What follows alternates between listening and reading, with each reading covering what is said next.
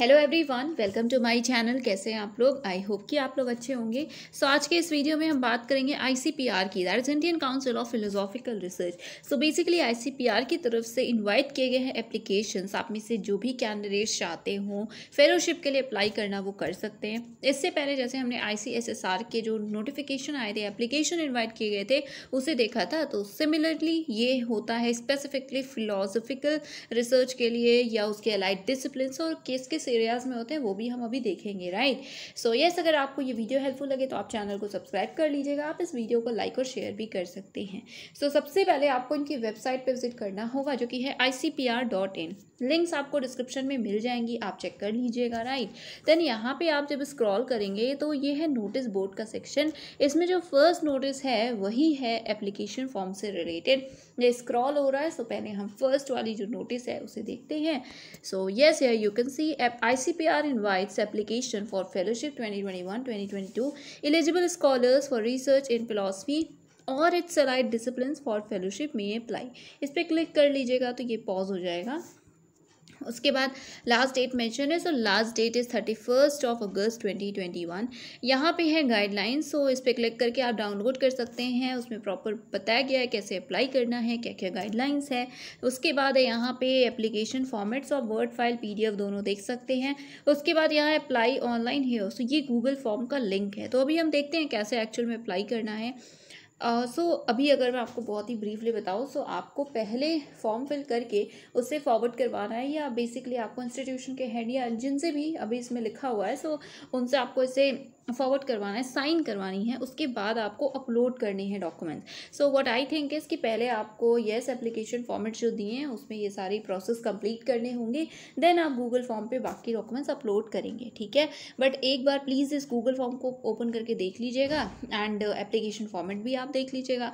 I am sure दोनों में थोड़ा सा डिफरेंस है ही। एंड बाकी हम चलिए ओपन करते हैं अभी गाइडलाइंस को और देख लेते हैं कि कैसे अप्लाई करना है। और ये सारी ही लिंक्स आपको डिस्क्रिप्शन में मिल जाएगी, आप देख लीजिएगा। ओके, चलिए ओपन करते हैं अभी गाइडलाइंस को। यस, ये है notification. Applications are invited for ICPR fellowship 2021-2022। पहले ओवरव्यू दिया हुआ है, एप्लीकेशन फ़ी है बट अभी वो आगे भी दी हुई है, हम देखते हैं। यहाँ से यू कैन सी इन्फॉर्मेशंस दी हुई हैं। सबसे पहले आप देख सकते हैं application process is online at the initial stage and hard copy will be asked for later। आपको हार्ड कॉपीज़ बाद में सबमिट करनी होंगी, अभी सिर्फ सॉफ्ट कॉपीज़ आपको अपलोड करनी होंगी, ओके। उसके बाद एप्लीकेशन फॉर्म आपको ऑनलाइन पोर्टल पे या लिंक जो दिया है उसी के थ्रू आपको फिल करना है। Applicant must go through the application form. Application form को, गाइडलाइंस को पहले एक बार पढ़ लीजिएगा। गूगल फॉर्म का जो लिंक था उस पर भी विजिट कर लीजिएगा अप्लाई करने से पहले, ओके। एंड यही यहाँ पे भी लिखा है, before filling the format up in soft copy and accordingly prepare the documents.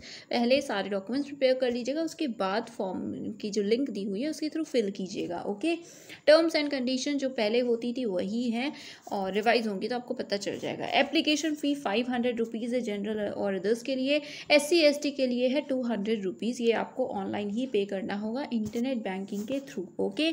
And इसके बाद मैटर्स टू अपलोड। क्या क्या आपको अपलोड करने हैं, यहाँ पे प्रोसेस भी एक तरह से दिया हुआ है। After filling up the application form, पहले एप्लीकेशन फॉर्म फिल करना है and obtaining the required signatures and seals from the authority. That is why I think कि आपको पहले इसको जो आपको फॉर्मेट दिया हुआ था उस पर ये प्रोसेस को कंप्लीट करना है। उसके बाद applicant need to prepare the following in order to upload them in the online link for applying.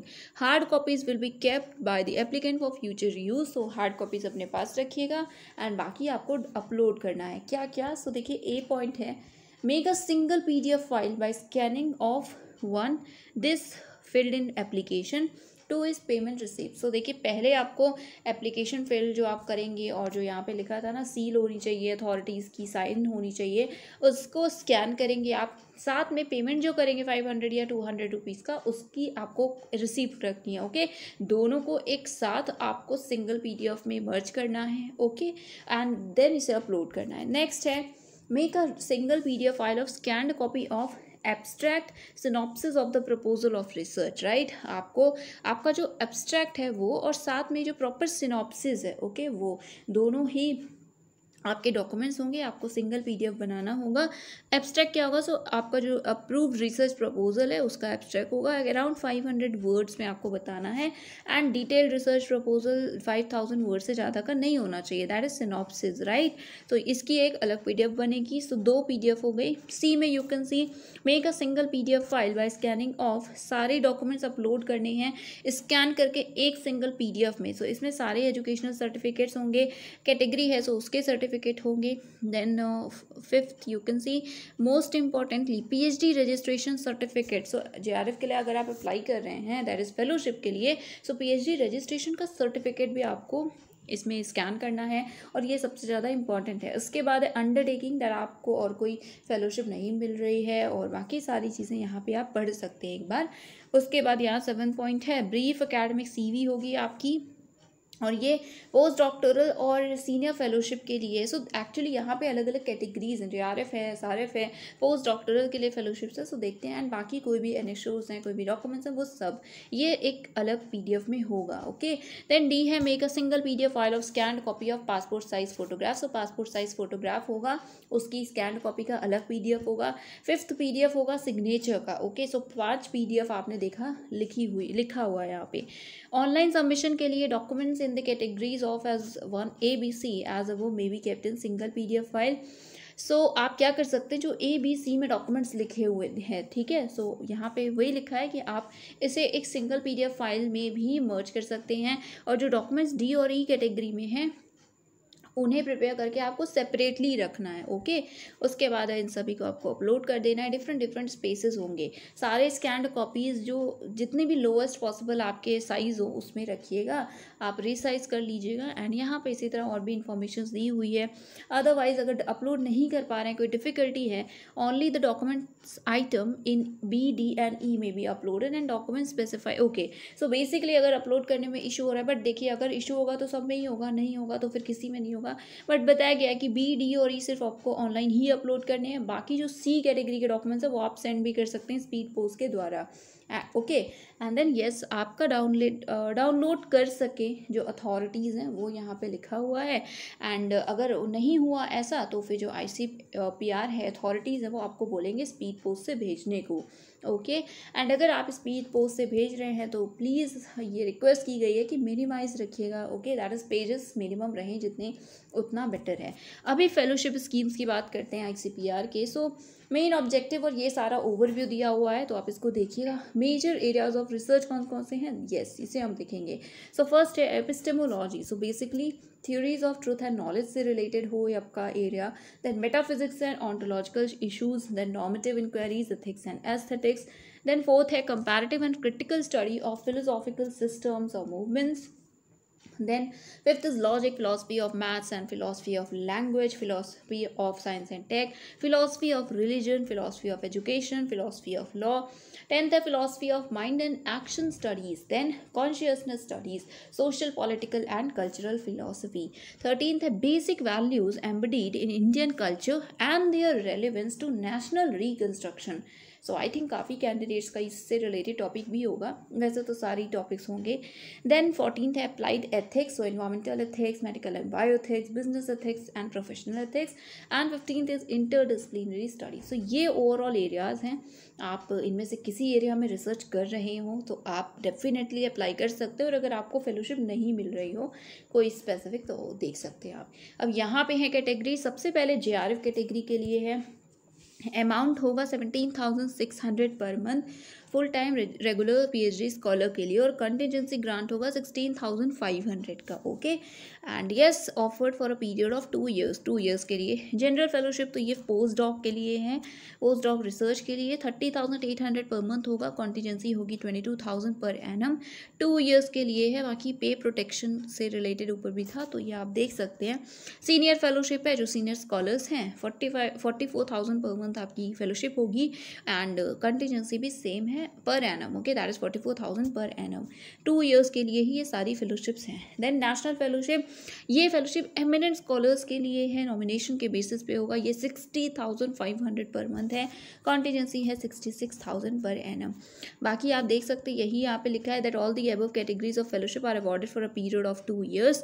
However if the work done by fellow that is research fellow during his tenure or her tenure is found to be exceptionally noteworthy, fellowship को तब extend भी किया जा सकता है 3rd year के लिए। बाकी यहाँ पे टर्म्स कंडीशंस और बाकी ओवरव्यू इंस्ट्रक्शन से देख लीजिएगा। अब यहाँ पे प्रॉपर एलिजिबिलिटी लिखी हुई है। आई रिक्वेस्ट यू कि आप इसे एक बार अच्छे से पढ़ लीजिएगा। आई थिंक हाँ, ड्यूरेशन बहुत ज़्यादा हो जाएगा अगर हम 1 बाय 1 देखेंगे। बेसिक बात कर लेते हैं, एलिजिबिलिटी क्या होनी चाहिए। So obviously research proposal accepted है, सो आपको स्कॉलर होना चाहिए। एलिजिबिलिटी में मार्क्स से रिलेटेड सेम है, मास्टर्स डिग्री फिलॉसफी या एलाइड डिसिप्लिन में होनी चाहिए। Having scored 2nd class with minimum 55% marks आपके हों। ओके, SC ST के लिए 50% मार्क्स का क्राइटेरिया है। कैंडिडेट्स को 40 ईयर्स से ज़्यादा का नहीं होना चाहिए। 5 ईयर्स का रिलैक्सेशन SC ST PWD के लिए है। बाकी ये पॉइंट्स को आप देख लीजिएगा।